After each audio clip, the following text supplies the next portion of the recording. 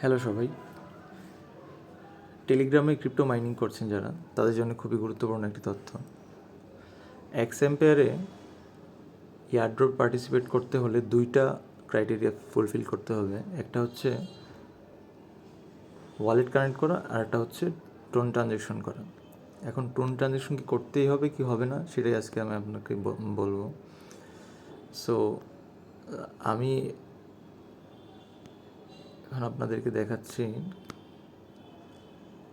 আমি ওদের সাপোর্টে নক দিয়েছিলাম, মেসেজ দিয়েছিলাম যে এটা কি ম্যান্ডেটরি কি না, টোন ট্রানজ্যাকশন কি করতেই হবে কি না এটা জানার জন্য।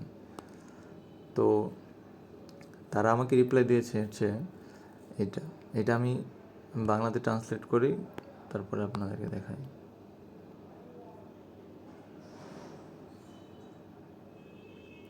আচ্ছা, এখানে স্পষ্ট করে বলা আছে যে এয়ারড্রপের সময় টোকেন পেতে আপনারা ওয়ালেট সংযোগ করাই যথেষ্ট। পরীক্ষামূলক লেনদেনটি আপনার এবং আমাদের মানসিক শান্তি উভয়ের জন্য করা হয়, যাতে সব কিছু ঠিকভাবে কাজ করছে তা নিশ্চিত করতে।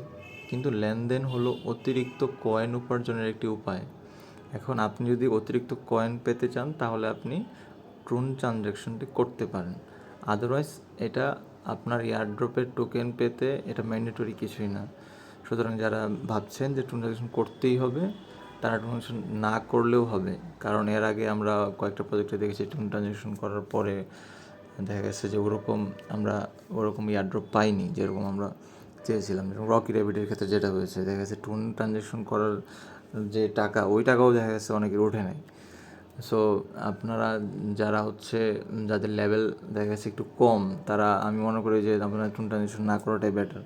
যাদের লেভেল অনেক হাই, যারা প্রফিট পার আওয়ার দেখা গেছে যে 30-র উপরে চলে গেছে বা 10-20, তারা চাইলে ট্রানজ্যাকশন করতে পারেন।